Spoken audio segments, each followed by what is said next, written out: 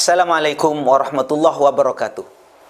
Saudara Ustadz Farhan, Anda berbicara tentang agama, tetapi Anda sering bohong.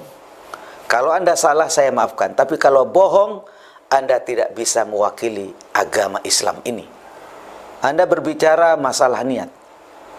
Anda berbicara masalah sampainya dan tidak sampainya bacaan kepada ahli kubur. Anda berbicara tentang masalah zikir dikeraskan, dinisbatkan kepada Imam Syafi'i. Anda bohong. Maka ingat, katanya ulama, wa idza takallama al-mar'u fi ghairi fannihi ata bihadhil ajaib. Kalau ada seseorang berbicara bukan bidangnya, Anda enggak mengerti soal Syafi'i dan Syafi'iyah, maka yang terjadi adalah ungkapan Anda itu aneh, bahkan penuh dengan kebohongan. Mengapa saya katakan Anda bohong? Kalau Anda salah, saya maafkan. Tapi kalau Anda bohong, tidak bisa. Ini soal ilmu. Saudara perhatikan, Indonesia rata-rata apa? Syafi'iyah, bukan Syafi'i. Ini, perhatikan. Ya, Syafi'iyah. Melafadzkan niat ketika sholat. Itu pendapat sebagian ulama Syafi'iyah, enggak semua. Bukan pendapat Imam Syafi'i. Imam Nawawi saja menyalahkan pendapat ulama Syafi'iyah yang melafadzkan niat ketika sholat. Ya, rata-rata adalah Syafi'iyah. menurut Ustadz Farhan, melafadzkan niat, misalnya nawaitu, usolli dan lain-lain, adalah bukan pendapat Imam Syafi'i, melainkan pendapat sebagian ulama Syafi'iyah. Betulkah? Anda bohong. Mari kita perhatikan secara seksama. Di dalam kitab Ibnul Muqri Al-Mu'jam halaman 317 disebutkan, akhbarana Ibnu Huzaimah haddatsana Ar-Rabi' qala kana Asy-Syafi'i idza arada ay yadkhula fi shalat. Imam Syafi'i itu kalau mau melaksanakan salat qala bismillahi muwajjihan li baitillahi muaddiyan li fardillahi azza wa jalla. Allahu akbar. Artinya apa? Imam Syafi'i melafadzkan niat. Jadi saudara Farhan ini bohong. Bahkan mengatakan katanya Imam Nawawi tidak menganjurkan. Bohong lagi Anda itu. Mari kita cek Imam Nawawi, pentarjih utama mazhab Syafi'i. Beliau menyampaikan, wan niyatu, adapun niat, bil qalbi, itu ada di dalam hati.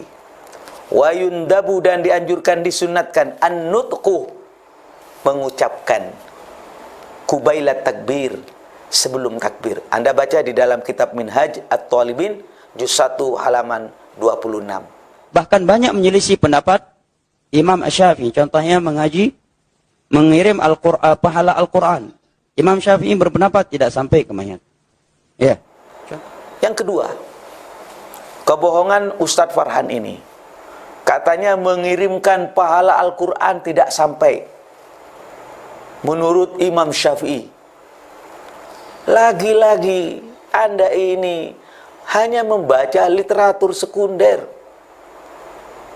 Saya katakan Anda itu cetek.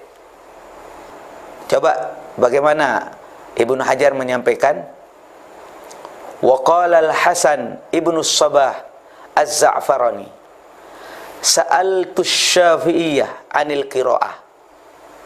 Saya bertanya kepada Imam Syafi'i anil qira'ah, bagaimana membaca Quran indal qabri, di samping kuburan. Faqala, Imam Syafi'i menjawab, la ba'sa biha. Catat ini, la ba'sa biha, tidak apa-apa. Anda mengatakan Imam Syafi'i melarang. Tidak. Al-Hafidz Ibnu Hajar menyampaikan, wa hadza nassun gharibun anis Syafi'i wa Za'farani min ruwatil qadim wa huwa thiqatun wa idza lam yarid fil jadid ma yukhalifu mansusal qadim fa huwa ma'mulun bihi yalzamu min dzalika ay yakuna asy-Syafi'i qailan bi usuli thawabil Qur'ani li'anna al-Qur'ana asyrafudz dzikri. Jadi kesimpulannya bahwa riwayat yang disampaikan oleh Imam Az-Za'farani ini adalah riwayat yang thiqah dan pendapatnya bisa diikuti. Maka ditarik kesimpulan, Imam Syafi'i menyampaikan sampainya bacaan Quran kepada orang-orang yang sudah meninggal. Karena apa? Li'annal Quran asyrafudz dzikri, karena Quran itu zikir yang paling utama. Anda Ustaz Farhan bohong lagi. Katanya Imam Syafi'i tidak menyampaikan demikian, bahkan melarang. Jadi dalam masalah mengirim pahala Al-Quran tidak sampai, menurut Imam Syafi'i, Ustaz Farhan ini bohong lagi. Contohnya apa? Zikir setelah sholat 5 waktu. Imam Syafi'i dengan tegas dalam kitabnya Al-Um, zikir setelah sholat 5 waktu. Dengan konteks zikir yang telah dibacakan oleh Nabi, itu tidak boleh keras. Cukup dia sendiri yang mendengarnya. Andai kata dia ingin mengeraskan, maka boleh dengan syarat tujuannya agar jamaahnya menghafalnya. Jika jamaahnya belum tahu konteks zikir setelah sholat 5 waktu. Setelah mereka menghafal, mengetahuinya, maka dia tidak melakukannya lagi. Sebagaimana Nabi melakukannya di awal Islam. Yang nomor 3, saudara-saudara sekalian, bagaimana Ustadz ini menyampaikan bahwa zikir setelah sholat itu tidak dianjurkan, dan itu bukan pendapat Imam Syafi'i. Anda bohong lagi. Coba kita baca bersama-sama kitab Al-Um halaman 150. Ternyata di sana disebutkan wa hadza minal mubah lil imam wa ghairil ma'mum qala Syafi'i. Imam Syafi'i menyampaikan ini adalah sesuatu yang boleh bagi imam atau selain makmum. Beliau menyampaikan wa qala wa ayyu imamin dzakarallah. Kalau ada imam berzikir kepada Allah dengan apa yang sudah saya jelaskan, jahran au sirran, dikeraskan maupun dilirihkan, au bigorihi fahsanun, maka baik. Imam Syafi'i tidak melarang. Beliau mengatakan fahasanun. Sedangkan Ustadz Farhan ini ngomong dilarang katanya. Imam Syafi'i melarang. Nggak ada kalimat melarang. Beliau menyampaikan fahasanun. Mau dikeraskan, mau dilirikkan, sama-sama baik.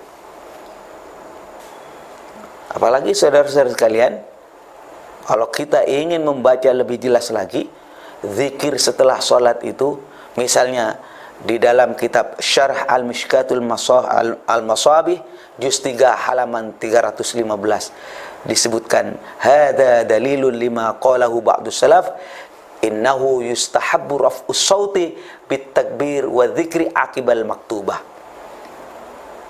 Ini adalah dalil yang disampaikan oleh para ulama salaf. Sesungguhnya disunnatkan mengeraskan suara dengan bacaan takbir, dengan bacaan zikir setelah melaksanakan sholat. Maka saudara-saudara sekalian, sekali lagi, kalau sudah bohong 3 kali dan itu serius, Anda mengutip dan mewakili Imam Syafi'i katanya, kebohongan Anda itu berbahaya atas nama agama ini. Saya tidak akan menanggapi yang lain, karena Anda telah berbohong dengan nyata. Tolong belajar lagi dengan seksama. Assalamualaikum warahmatullahi wabarakatuh.